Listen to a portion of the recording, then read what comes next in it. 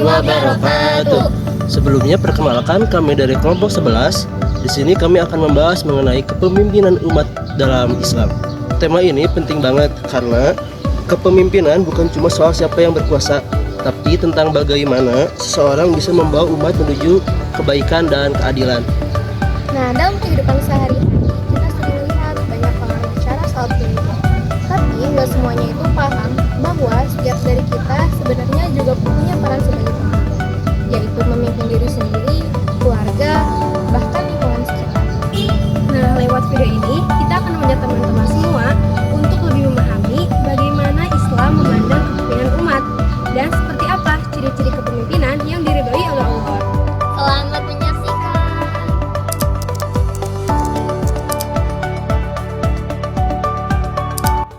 Teman-teman, pernah gak sih kita mikir apa arti kepemimpinan? Banyak orang yang mengira kalau kepemimpinan adalah orang-orang yang memiliki jabatan yang tinggi. Namun, menurut Islam, kepemimpinan itu sendiri adalah tanggung jawab setiap orang.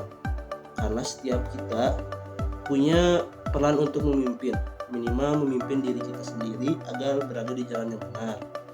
Islam memandang kepemimpinan sebagai amanah, bukan sebagai kekuasaan.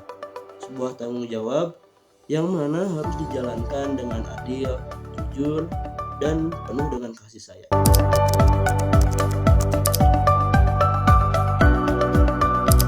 Dalam Islam, kepemimpinan disebut imamah atau khalifah, yaitu tanggung jawab untuk mengatur dan membimbing umat menuju kebaikan. Rasulullah SAW pernah bersabda, "Setiap kalian adalah pemimpin, dan setiap pemimpin akan dimintai pertanggungjawabannya atas yang dipimpinnya." Hadis ini mengajarkan bahwa kepemimpinan tidak selalu berarti memimpin orang banyak, tapi bisa dimulai dari diri sendiri. Seorang yang mampu mengendalikan hawa nafsunya, menjaga amanah, dan berbuat adil, itulah pemimpin sejati menurut Islam.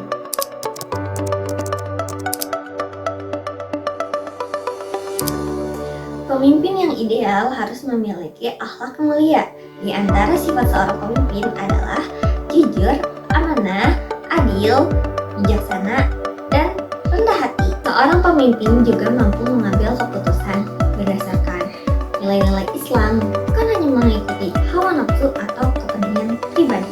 Pemimpin yang baik adalah mereka yang memberikan contoh dahulu, bukan hanya memerintahkan.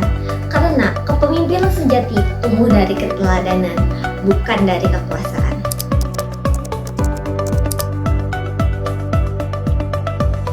Rasulullah SAW adalah pemimpin terbaik bagi seluruh umat manusia.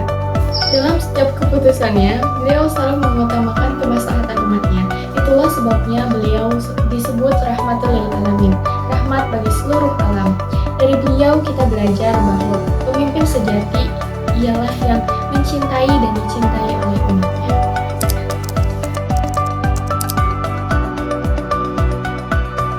Di masa sekarang, kepemimpinan umat Islam sedang banyak menghadapi tantangan. Di antaranya itu ada kemajuan teknologi, perbedaan pendapat, sampai menurunnya nilai moral. Pemimpin yang mampu menjaga persatuan, mengayomi perbedaan, serta membawa umat menuju kehidupan yang lebih baik. Sejatinya, pemimpin itu dimulai dari diri sendiri. Kalau setiap individu mampu memimpin dirinya dengan jujur, disiplin, dan berbuat baik, maka umat Islam akan kuat dan bersatu. Mari kita menjadi generasi yang memimpin dengan akhlak dan iman. Dari semua pembahasan tadi, kita bisa belajar bahwa pemimpin sejati bukan hanya yang kuat atau pintar, tapi yang mampu memberikan teladan dan menjaga amanah. Kepemimpinan dalam Islam selalu berlandaskan pada iman, akhlak, dan tanggung jawab. Setiap langkah seorang pemimpin akan dimintai pertanggungjawaban di hadapan Allah Subhanahu wa Ta'ala. Oleh karena itu, sebelum kita memimpin orang lain, kita harus mampu untuk memimpin diri kita sendiri. Menjadi pribadi yang jujur, adil, dan rendah hati. Itu sudah termasuk ke dalam bentuk kepemimpinan diri sendiri. Kalau setiap individu bisa memimpin dirinya dengan baik, maka umat Islam akan menjadi umat yang kuat, bersatu, dan dirahmati Allah. Semoga kita semua bisa menjadi pemimpin yang amanah dan berakhlak mulia.